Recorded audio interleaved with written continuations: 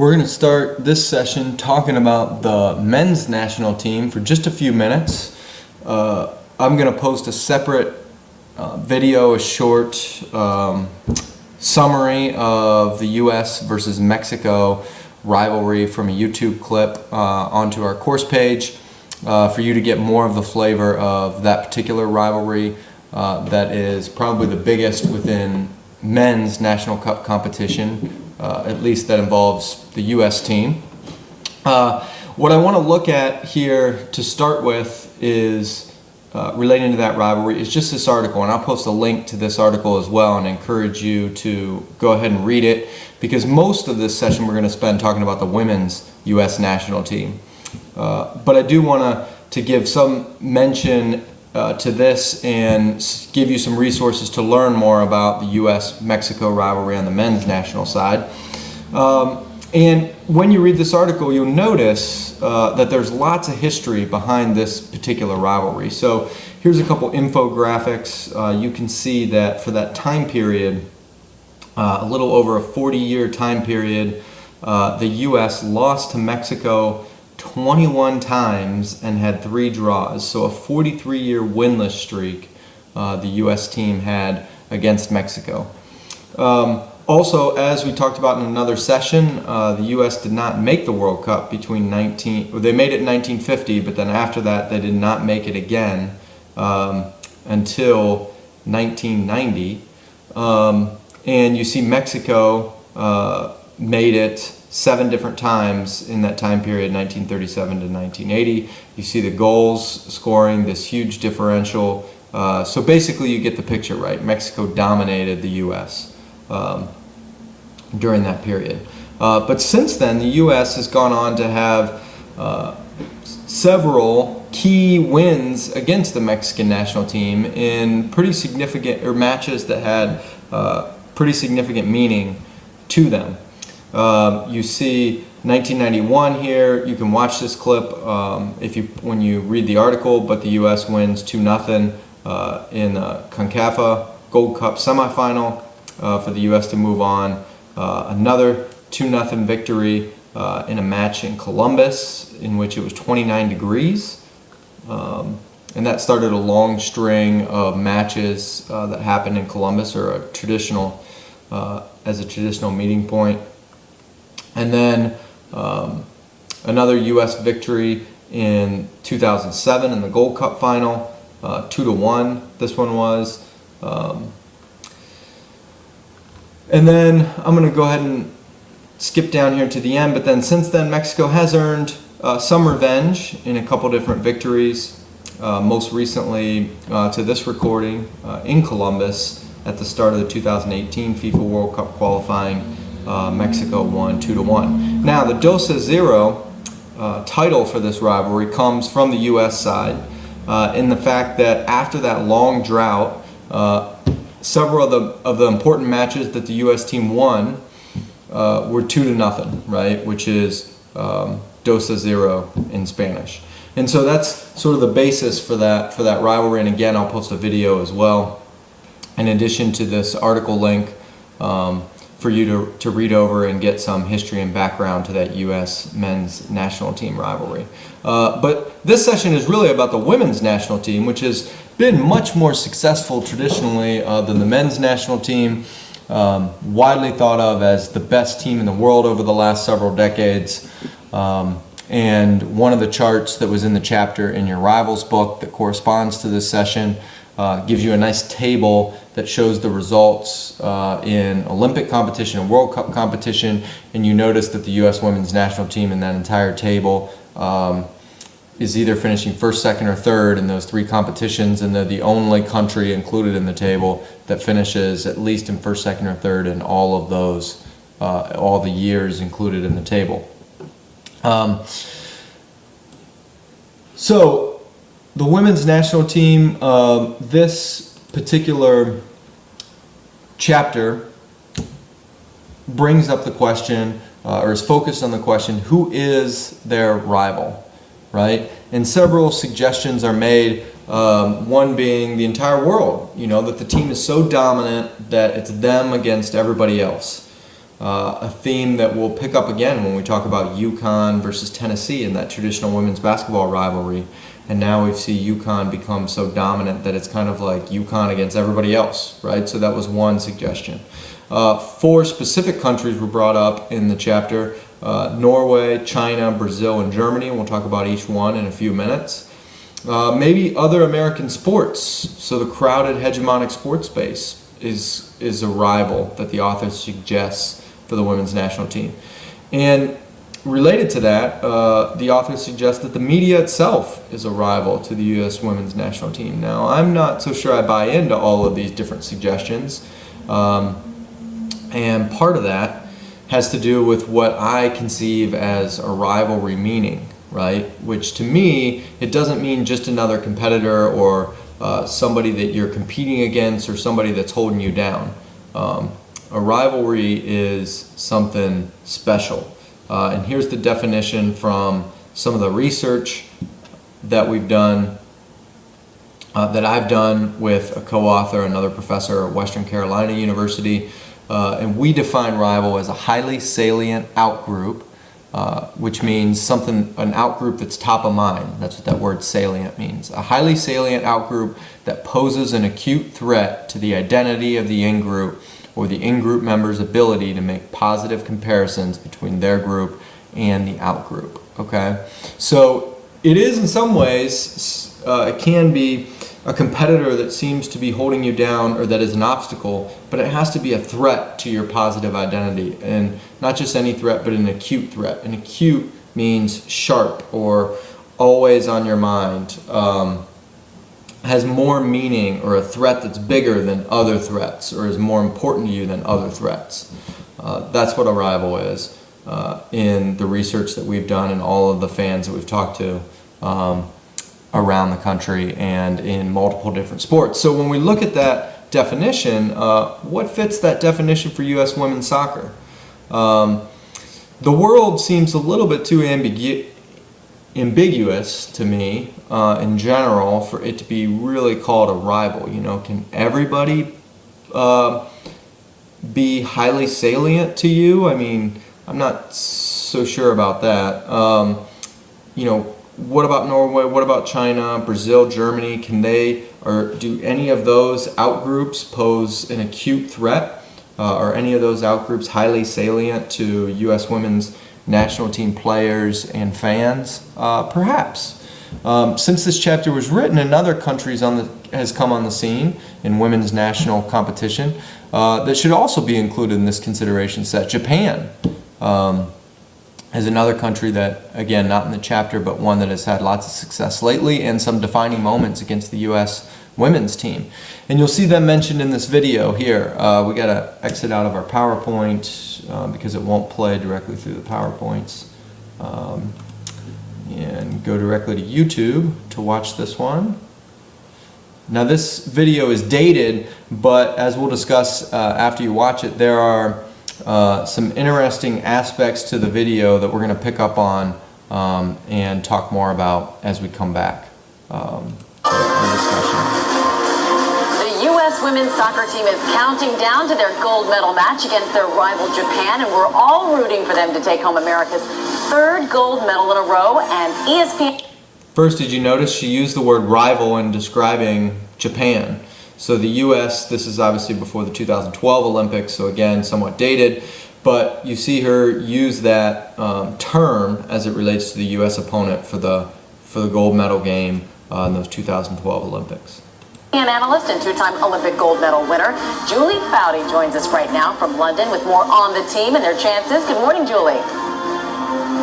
Good morning, Amy, and consider yourself warned, because watching this team isn't for the faint of heart, as we saw in their come-from-behind thrilling 4-3 victory over Canada in the semifinals. And then on top of that, from their loss a year ago, the U.S. team has emotions that are still fresh and raw today. It was the moment that shocked the sporting world. A broken-hearted USA. Team USA, who suffered a gut-wrenching loss to Japan in last summer's World Cup final, now has a chance at redemption. Every woman on the team that I asked said they are here not to defend the 2008 gold medal. Notice all. I'm sorry for keep interrupting, but I want you to notice. Oh, they just changed the graphic. Look at the graphic at the bottom. USA Soccer Sweethearts, right? We're going to come back to that because that ties into something that the author is talking about in this particular chapter. They are here not to defend the 2008 gold medal, but to beat Japan and avenge that loss. So just who are these women warriors of the soccer field? 32-year-old co-captain Abby Wambach is tied as the second highest goal scorer in the world. If the ball is in the air, Abby Wambach's head is likely going to win the battle for that ball. Nicknamed Baby Horse by her teammates for her youth and lightning speed, 23-year-old Alex Morgan practices some pretty serious game day rituals, like always putting her right sock on before her left and wearing her signature pink headband. It's a great feeling to be able to know that I'm going to represent my country in the Olympics. Goalkeeper Hope Solo took over as the starter in 2005. At one point, the 31-year-old famously played over 1,000 minutes straight without giving up a single goal, the equivalent of 12 matches without anyone scoring on her. Finally, there's team captain Christy Rampone. The 37-year-old mother of two is the longest-serving member of the team and the anchor for the back line. 4 different times they've come back from behind to win games in this tournament, and that has given them so much confidence. And so the stage is set for Battle on the Field Part 2. Just who will come out on top this time? And Amy, they have been talking about it, the U.S. team having another chance at Japan since they stepped off the field last year. And as we know, loss is an incredibly powerful motivator. Oh, yes, it is, Julie. We can't wait. Thanks for... All right, let's go back to our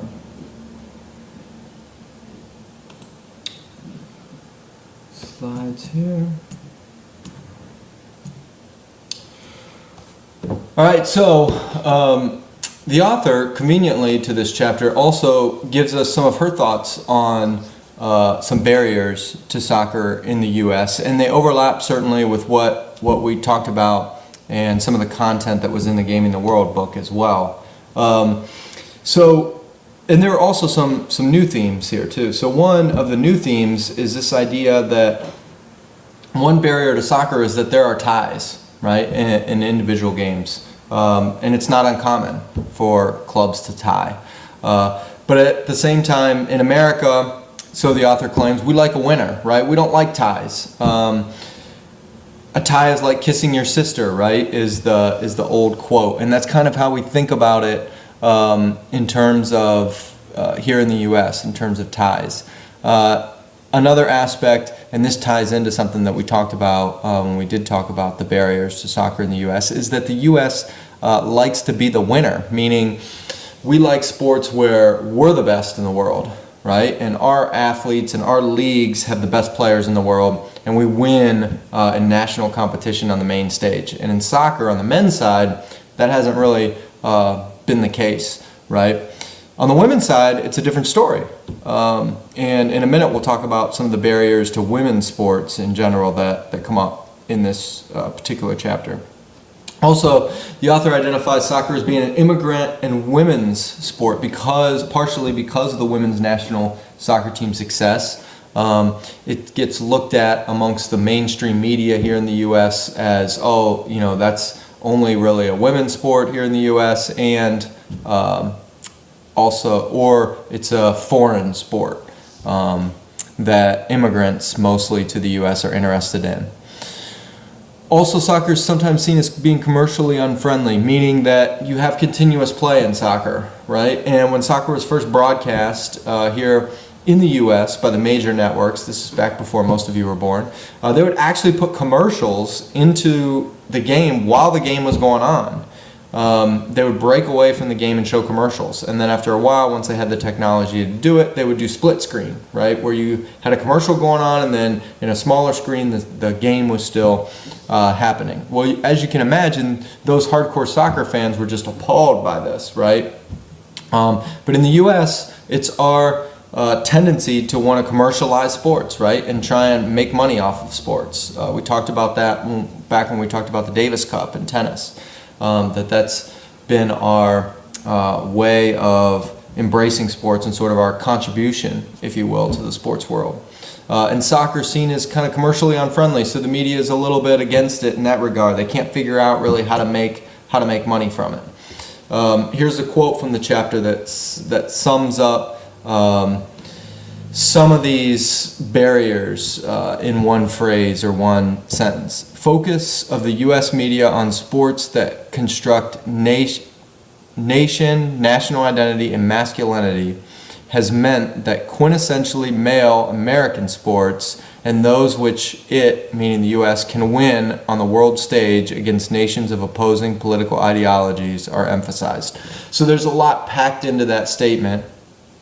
The male dominance, the masculinity that the media seems to prefer in sports, the preference for sports that the U.S. team is the best at, and U.S. athletes are the best at in the world, and then this idea that we can battle nations on the world stage where we're at political opposition, right, or we're politically opposite. So thinking back to the Cold War, which we'll talk about in another session, not as it relates to soccer, but as it relates to national competition in sports.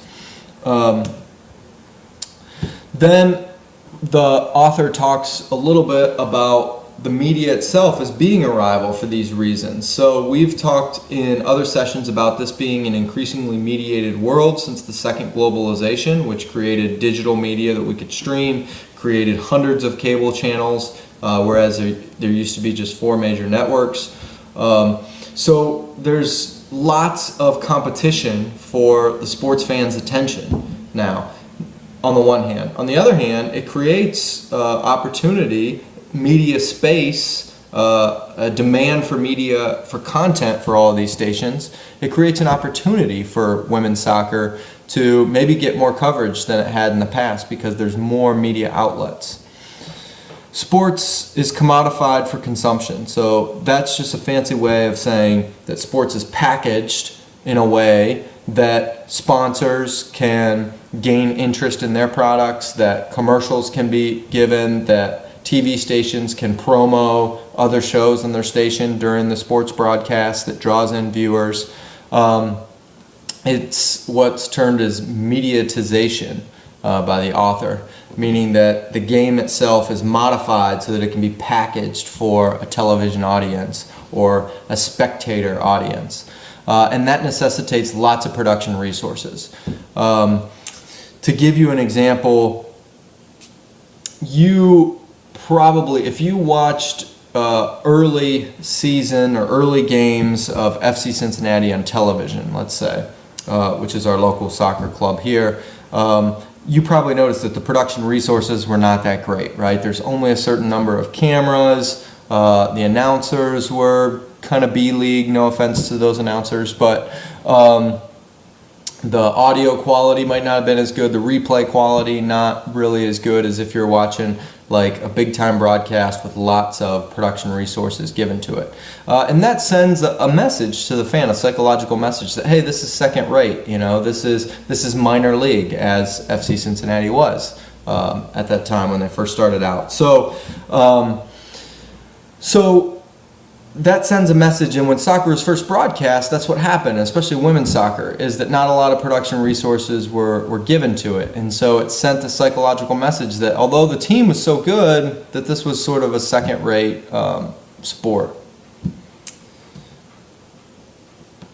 I already talked about soccer being kind of unfriendly to commercials because there's no stoppages and plays in play. Also, very star dependent, right, in the way that our media broadcast the game. So for a while, you had some pretty big stars in the U.S. women's national team, one of which we saw as a commentator in the video, Julie Foudy, also Mia Hamm. Most of us know Brandi Chastain, who's shown in the picture here, were kind of big stars that got a lot of attention outside of just the games. But once those stars retired, the team has had a little bit more trouble replacing them with some newer stars, and even when the media tries to feature some different stars like we saw in the video, we see things get mentioned that aren't necessarily mentioned when they talk about male sports stars. We saw the game day rituals of one of the players being talked about and how she wears a pink headband every time that she plays. We saw every one of the stars that they profiled, they talked about their age, right? Which, yeah, sometimes is mentioned in male broadcasts or when the media is talking about male stars, but not really in the same way that it was mentioned about every player, right? One player was said mother of two, was how they kind of introduced her.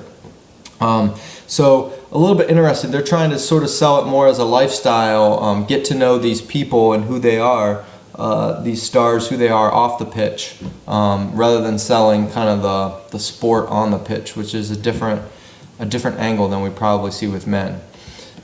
Here's another quote from the chapter. Lack of a consistent narrative construction, audience building, and primetime scheduling, along with low production values, has systematically undermined the position of women's soccer. And we're going to talk more about narrative construction and how rivalry can help create a narrative. And that's what that video that we just watched, the narrative around that video was how a rivalry was starting to develop with Japan, right? Rivalry always creates good narratives, and perhaps that's why one reason, along with these other ones that the authors mentioned and we've just discussed, that the women's national team hasn't probably gotten the media attention and prominence that the quality of its play deserves. So is the media a legitimate rival? Well, perhaps. I mean, I think it is an obstacle to the U.S. women's national team, although I'm not quite sure that it fits our definition of rivalry, and that there's not direct competition between the media and the women's national team. But certainly it is an obstacle, and it is in some ways a threat to them being on the stage and of the prominence in the sports world that their play probably deserves. So let's talk about some of the more traditional opponents that were brought up. So not just the sporting world or other sports being a rival or the media being a rival, but the teams that the U.S. women's national team would actually play on the pitch. Norway, the author suggests that there is a media narrative problem here. While there is historical parity in this particular rivalry, in that Norway was consistently at the top of women's soccer along with the U.S. team from about 1990 to 2007. Since then, that parity has kind of fallen off a little bit. Norway hasn't been quite as successful as our women's team has continued to be.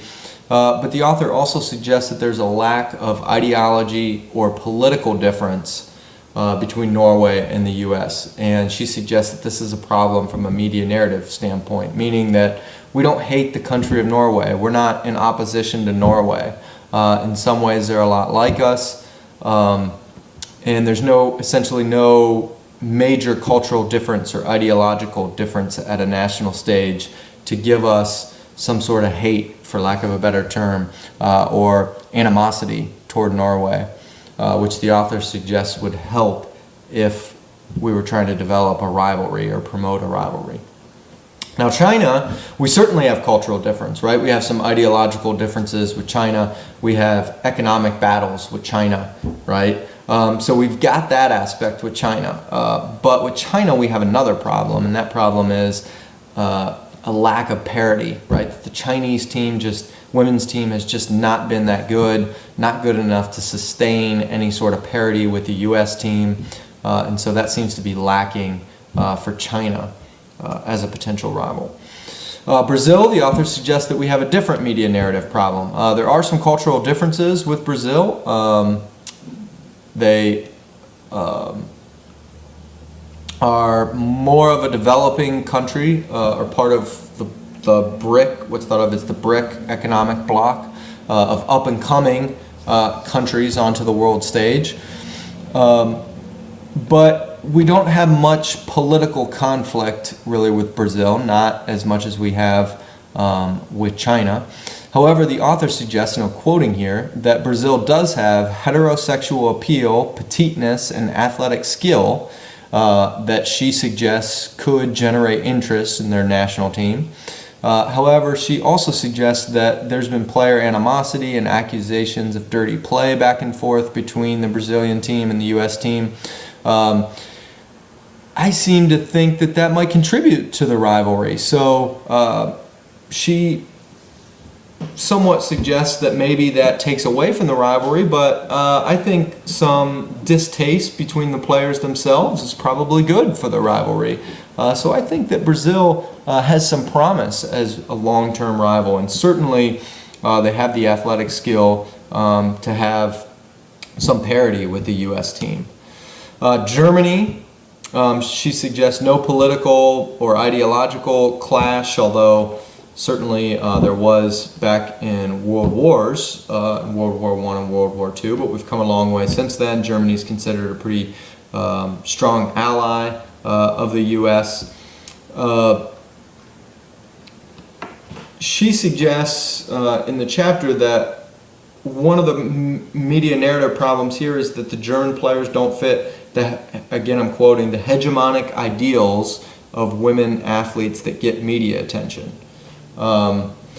So I don't know. I mean, I'll leave that for her to judge. I think that there is some parity in terms of the German team has been pretty successful. I think that there is some historical cultural difference that we could build upon with Germany. I think there's some economic competition between the two as well as cooperation.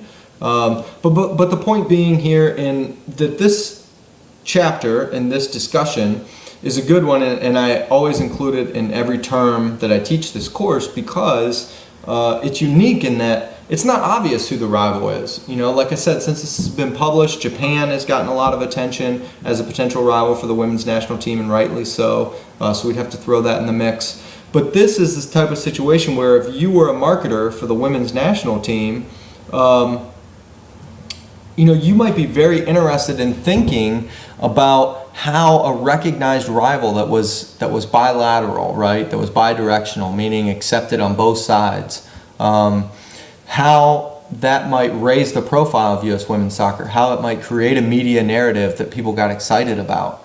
And hopefully that video gave you a picture of what was possible in that promoting the team in addition to, hey, they're playing against this big rival. That's something that the U.S. men's national team has certainly benefited from with the 2-0 rivalry with Mexico. We even saw in another session where we had a video that featured the American Outlaws, the supporters team, primarily for the men's team, or the supporters group primarily for the men's team. In one of the clips, you might have even noticed them that they were chanting 2-0, 2-0 at the Mexican game. So that narrative really helps to grow the popularity of the men's national team, despite the fact that they're not as good or haven't been as successful as the women's national team. So the women's national team has success, but they've had so much success that they don't really have a recognized rival. So that would be a good challenge for the U.S. women's national team marketers to undertake to try and think about what are the elements that contribute to rivalry and how might we be able to use those elements to create a more sustainable rivalry with some other nation.